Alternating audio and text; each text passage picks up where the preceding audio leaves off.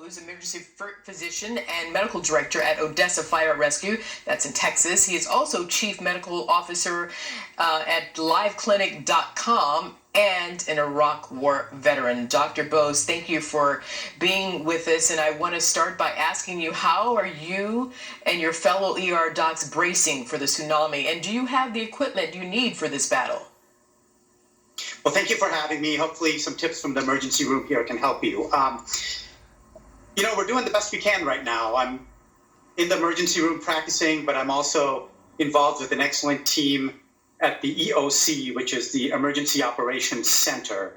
And imagine basically it's a room full of different team members, and there are projectors everywhere, and we're tracking in live time, how many ventilators there are, where the sick patients are, how to decon people, etc. So, we're planning this from a city level as well as from the emergency room here where I'm at now. So we're working together as a team very well and doing the best with what we have.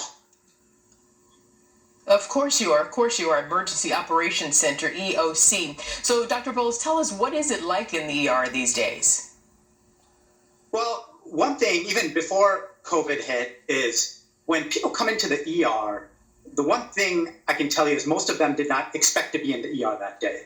And most people, you don't really care about gout until you have gout, or a loved one has gout, or high blood pressure, or high cholesterol, until you maybe have a heart attack.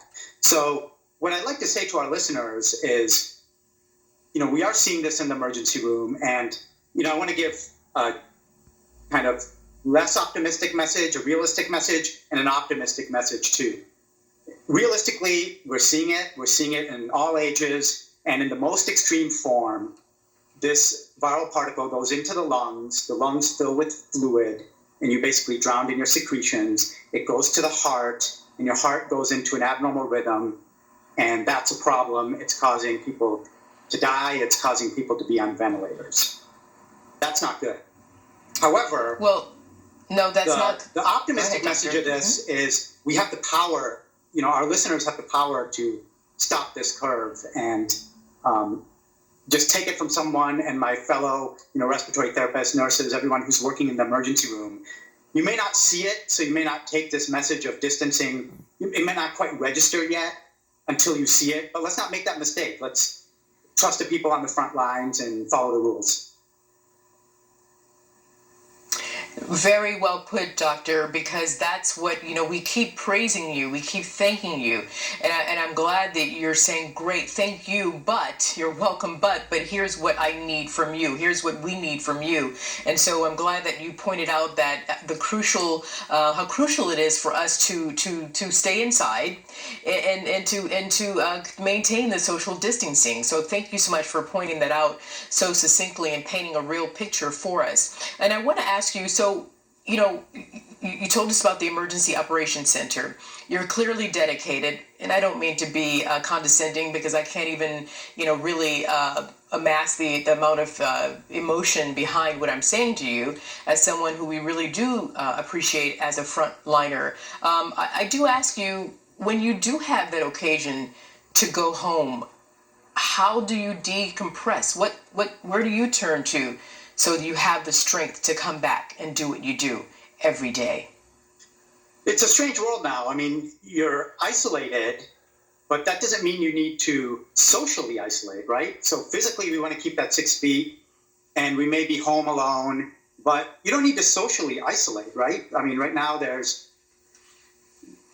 technology where we can connect with each other. There's activities we can do, and we can mentally stay strong during this. And that's important.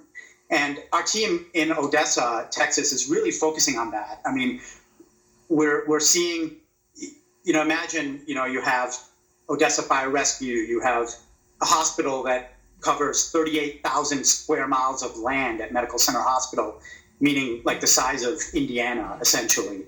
And there's a lot of planning that needs to be done. It gets intense. However, it is important for our listeners to realize that our days may be intense, but decompression is important.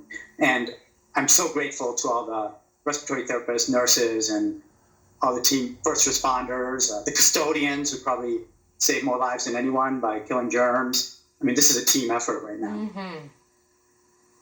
Indeed it is, Dr. Sudeep Bose. Thank you so much for taking the time out, and I appreciate, the positivity that you just shared with us, that we can connect socially, which is what we'll try to do, continue to, stay in touch that way. Thank you so much, sir. Thank you. Eric?